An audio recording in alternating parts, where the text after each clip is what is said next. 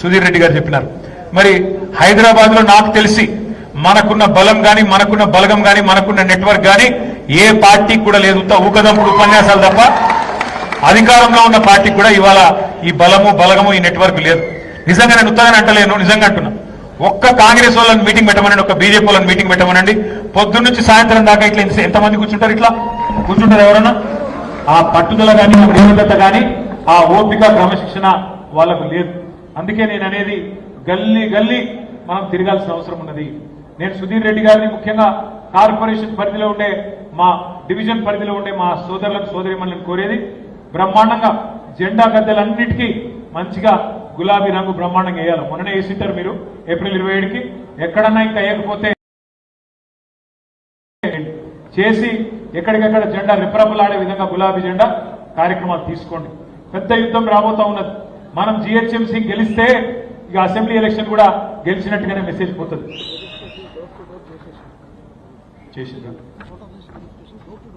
అయితే మా సుధీర్ రెడ్డి గారు చెప్తా ఉన్నారు, ఎస్ఐఆర్ కార్యక్రమం రాబోతున్నదని తెలిసే voter list verification door to door మనం చేసేసినామని చెప్పి చెప్తున్నారు. మీ అందరికీ మనస్ఫూర్తిగా నా అభినందన. కానీ డోర్ టు డోర్, ఇప్పుడు నేను డోర్ టు డోర్ తిరిగితే నాకంటే బాగా మీకు తెలుసు. ఆ గల్లీల్లో బస్తీల్లో పెరిగింది మీరు, తిరిగింది మీరు, క్రికెట్ ఆడింది మీరు, సిర్రగోని ఆడింది మీరు. మీకెరక నాకేం తెలుసు ఆ బస్తీల గురించి. కానీ అక్కడ పోయినప్పుడు కాకపోతే కేవలం ఏదో మొక్కుబడిగా పోయినామా, జై తెలంగాణ, జై కేసీఆర్ అనుకుంటే తిరిగినామా అని కాదు.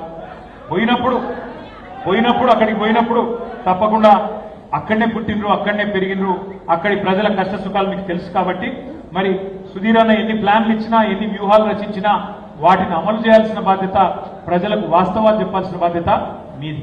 ఇప్పుడే నేను చెప్పినట్టు టిమ్స్ గడ్డి అనారం విషయం కానీ, మనం కట్టిన ఫ్లైఓవర్లు, అండర్ పాస్ల విషయం కానీ, కరెంటును ఎట్లా బాగు చేసినామనే విషయం కానీ, నాలాలు స్ట్రాటజిక్ నాలా డెవలప్మెంట్ ప్రోగ్రాం ద్వారా ఎట్లా బాగు చేసినామన్న విషయం కానీ, జీవో నంబర్ 118 ద్వారా కాలనీల సమస్య పరిష్కారానికి ఎట్లా సుధీర్ రెడ్డి గారు కష్టపడ్డారన్న విషయం కానీ, జీవో నంబర్ 58, 59 ద్వారా 2.5 లక్షల మంది పేదలకు ఎట్లా పట్టాలు ఇచ్చినామన్న విషయం కానీ, 1 లక్ష డబుల్ బెడ్రూమ్ ఇల్లు కేసీఆర్ గారి నాయకత్వంలో ఎట్లా కట్టినామన్న విషయం కానీ, ఇవన్నిటినీ అభివృద్ధిని ఎట్లా బస్తీ దవాఖానాలు పెట్టినాం, ఎట్లా సంక్షేమ కార్యక్రమాలు 200 పెన్షన్లు 2000 చేసినాం, కళ్యాణ లక్ష్మి, షాదీ ముబారక్, కేసీఆర్ కిట్లు ఎట్లా ఇచ్చినాం, ఇవన్నీ కళ్ళకు కట్టినట్టు చెప్పాల్సిన బాధ్యత, గర్వంగా చెప్పుకునే బాధ్యత మనది, మీది అని చెప్తా ఉన్నాను.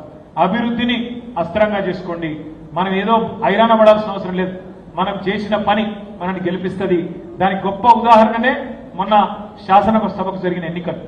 రాష్ట్రం అంతటా ఒక తీరుగుంటే హైదరాబాద్ లో మాత్రం మీరందరూ ఏకోన్ముఖులై ఒక్క సీటు కూడా కాంగ్రెస్ కి ఇవ్వకుండా ఒకే ఒక్క సీటు బీజేపీకి ఇచ్చి మొత్తం గులాబీ జెండా రెపరెపలాడే విధంగా కష్టపడ్డది మీరు. అందుకే ఇక్కడ పార్టీ తిరుగులేని విజయాన్ని అందుకున్నది. మీ అందరికీ గుర్తుండాలి.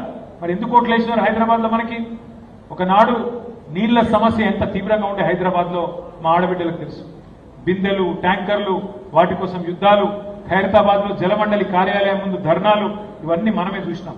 కానీ ఇవాళ కేసీఆర్ గారి నాయకత్వంలో ఇటు కృష్ణా, అటు గోదావరి జిల్లాలను తీసుకొచ్చి ఇంటింటికి నల్లా ద్వారా కనీసం రోజుకి 1 గంట సేపు నీళ్ళు ఇచ్చుకుంటా ఉన్నాం. నేను మీ అందరికీ మాటిస్తా ఉన్నా, మళ్ళీ వచ్చే ప్రభుత్వం ఖచ్చితంగా మనదే. 2028లో మళ్ళీ ప్రభుత్వం మనది వస్తుంది.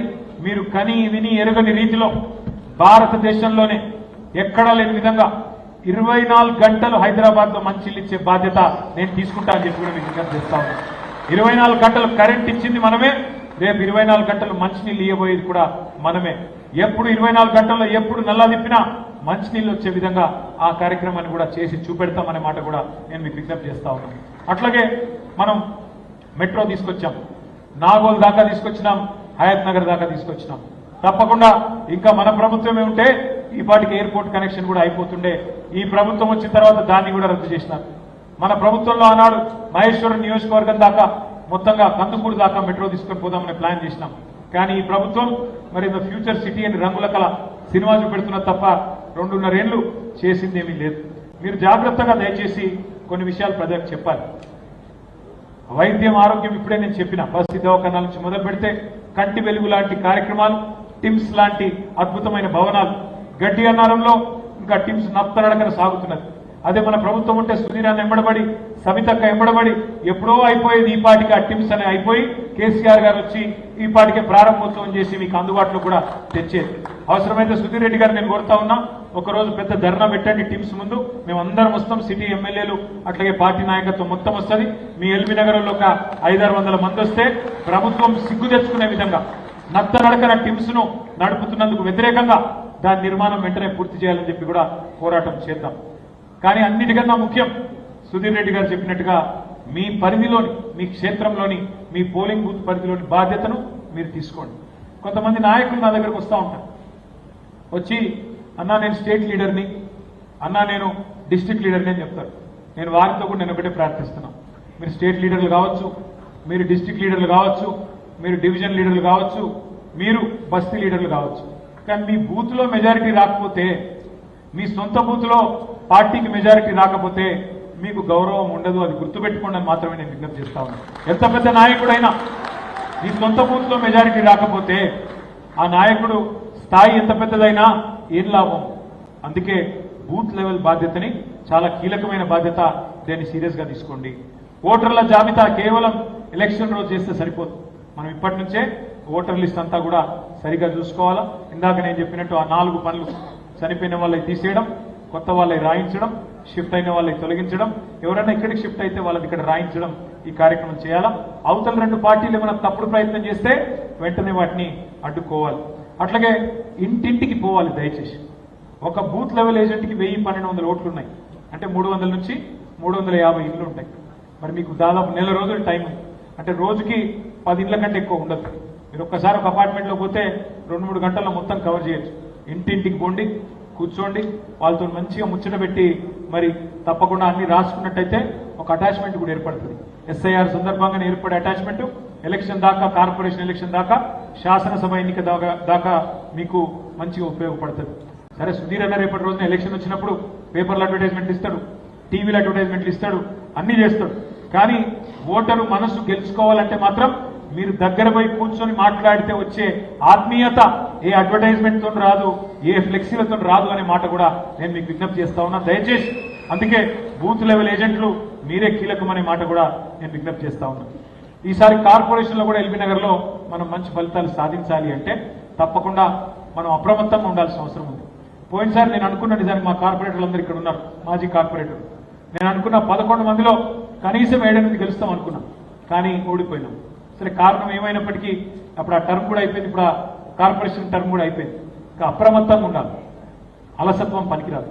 గెలిచిపోయినాం, అయిపోయింది, వాతావరణం బాగుంది, అందరు రేవంత్ రెడ్డిని తిడతాను, అందరూ బీజేపీని తిడతాను కాబట్టి మనకే ఓటేస్తారు, అట్లా అనుకుంటే నడవద్దు. చాలా అప్రమత్తంగా ఒక్కొక్క ఓటర్ని పోలింగ్ బూత్ దాకా తీసుకొచ్చే బాధ్యత కూడా మనమే తీసుకోవాలి. ఇప్పుడు అటాచ్మెంట్ ఏర్పడితే రేపటి రోజున అదే అటాచ్మెంట్ బూత్ కమిటీల ద్వారా, డివిజన్ కమిటీల ద్వారా రేపటి ఎన్నికల దాకా ఉంటుంది. అట్లాగే ఇంకొక మాట కూడా నేను మీకు గుర్తు చేస్తా ఉన్నా, విజ్ఞప్తి చేస్తా ఉన్నా. 10 ఏళ్ళు తెలంగాణలో ఒక సెక్యులర్ ప్రభుత్వం కేసీఆర్ గారి నాయకత్వంలో నడిచింది. ఆడబిడ్డలకు బతుకమ్మ వస్తే బతుకమ్మ చీర పెట్టుకున్నాం, రంజాన్ వస్తే రంజాన్ తోఫా ఇచ్చుకున్నాం, క్రిస్మస్ వస్తే క్రిస్మస్ కానుక ఇచ్చుకున్నాం. ఎన్నడూ మతం పేరిట విభజించే ప్రయత్నం చేయలేదు, కులం పేరిట చిల్లర రాజకీయం చేయలేదు. పేదవాడిని పేదవాడిగా చూసుకున్నాం, మన తమ్ముడు మన అన్న అనుకున్నాం. సంక్షేమ కార్యక్రమాలు ఇచ్చుకున్నాం, అభివృద్ధి కార్యక్రమాలు జోడెద్దుల మాదిరిగా సంక్షేమాన్ని అభివృద్ధి నడిపించినాం. హైదరాబాద్ లోని గంగా జమున తహజీబ్, హిందూ ముస్లిం సిక్కు ఇసాయి క్రిస్టియన్ అనే వ్యత్యాసం లేకుండా కడుపులో పెట్టుకొని చూసుకున్నాం. ఇవాళ కొన్ని పార్టీలు ప్రయత్నం చేస్తా ఉన్నాయి, మన మైనారిటీ సోదరులకు ఓటు హక్కు లేకుండా చేసే ప్రయత్నం కొంతమంది చేస్తా ఉన్నారు. దానిని తిప్పికొట్టవలసిన బాధ్యత దయచేసి మీరే తీసుకోవాలని చెప్పి కూడా హృదయపూర్వకంగా నేను మిమ్మల్ని విజ్ఞప్తి చేస్తా ఉన్నాను. తప్పకుండా మనం హైదరాబాద్ లో మన ఐకమత్యమే వారికి బలం కావాలి. మీ అందరికీ నేను మళ్ళీ విజ్ఞప్తి చేసేది ఒకటే, హైదరాబాద్ ఇవాళ ఈ 2.5 సంవత్సరాల్లో ఏం కోల్పోయింది నాకంటే బాగా మీకే తెలుసు. అన్ని భూముల ధరలు పడిపోయినాయి, మొత్తంగా రియల్ ఎస్టేట్ వ్యాపారం డమాలన్నది, ఏ బిజినెస్ కూడా ఇవాళ బాగా లేదు. ముఖ్యమంత్రి గారు ఎన్ని బిల్డప్లు ఇచ్చినా, ఫ్యూచర్ సిటీ ఎంత ఇచ్చినా ఆయననే ఫ్యూచర్ లేని నాయకుడు నీకు తెలుసు, నాకు తెలుసు, కాంగ్రెస్ పెద్దలకు కూడా తెలుసు. కాబట్టి మళ్ళీ ఫ్యూచర్ లో హైదరాబాద్ బాగుపడాలి అంటే, తెలంగాణ మళ్ళీ పట్టాలెక్కాలి అంటే ఉన్నది ఒకటే ఒక్క మార్గం, తిరిగి కేసీఆర్ గారిని తెచ్చుకోవడం. ఖచ్చితంగా మళ్ళీ గులాబీ జెండాని సెక్రటేరియట్ మీద ఎగరేయడమే లక్ష్యంగా కలిసికట్టుగా కదం తొక్కుదాం. నేను విజ్ఞప్తి చేసేది మీ అందరికీ ఒకటే, మీరు దయచేసి కేసులు పెట్టించుకోకండి, హడావుడి చేయకండి, మీరు దెబ్బలు తిని ఇబ్బందుల పాలు కాకండి. మనం చేయాల్సింది పటిష్టంగా పార్టీ నిర్మాణం, మనం చేయాల్సింది పటిష్టంగా సోషల్ మీడియాలో కూడా పునాదులు వేసుకోవడం. ఇప్పుడే తమ్ముడు గడికోట శ్రీనాథ ఆ తమ్ముడు చెప్తా ఉన్నాడు. అట్లే మా తమ్ముడు చెక్కిడి రఘువీర్ రెడ్డి, రఘువీర్ రెడ్డి ఇద్దరు అక్కడ నా పక్కన కూర్చున్నారు, అటొకరు ఇద్దరు చూపెడుతున్నారు. అన్న ఇక సోషల్ మీడియాలో నేను ఇది చేస్తున్నా అంటే నేను సోషల్ మీడియాలో అది చేస్తున్నా. నేను మీ ఇద్దరిని కాదు, ఇక్కడ ఉన్న ప్రతి ఒక్కరిని కోరుతా ఉన్నా. ఇవాళ హైదరాబాద్ లాంటి పట్టణంలో, హైదరాబాద్ లాంటి మహానగరంలో ఒక్కొక్కరిని కలవాలంటే కష్టం. అందుకే సోషల్ మీడియా అనేది చాలా పవర్ఫుల్ టూల్. ప్రతి ఒక్కరూ సోషల్ మీడియాలో లేకపోతే తప్పకుండా చేరండి. మన సుధీర్ రెడ్డి గారిని కూడా నేను కోరుతా ఉన్నా, డివిజన్ల వారీగా సోషల్ మీడియా కమిటీలు కూడా వేయండి. వేసినట్టయితే మన పిల్లలు కూడా యాక్టివ్గా పనిచేసేదానికి ఆస్కారం ఉంటుంది. గొప్ప ఉదాహరణ సోషల్ మీడియా పవర్ ఏంది అని తను గొప్ప ఉదాహరణ ఏంది, నిన్న మొన్న మొత్తం మెయిన్ మీడియా అంతా కళ్ళు మూసుకున్నది ఒక చిన్న పిల్లకి అన్యాయం జరిగితే. కానీ సోషల్ మీడియాలో ఉండే చెల్లెళ్ళు తమ్ముళ్ళు మీరు విరుచుకపడితే ఇలా 2 ప్రభుత్వాలకు దిగి రాక తప్పలేదు. చచ్చినట్టు దిగొచ్చిండు. 9 రోజులు దాచిపెట్టినోని కూడా నిన్న తీసుకొచ్చి రాత్రి లొంగిపోయే విధంగా చేసింది మీ సోషల్ మీడియాలో ఉండే పవర్.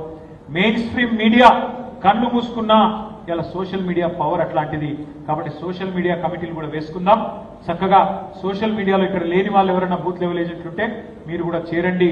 మీరు కూడా బ్రహ్మాండంగా సోషల్ మీడియా ద్వారా మన పార్టీ యొక్క కార్యకలాపాలను కూడా ప్రచారం చేయాలని కోరుతూ, మరి నిజంగా కూడా నాకు చాలా చాలా సంతోషంగా ఉంది.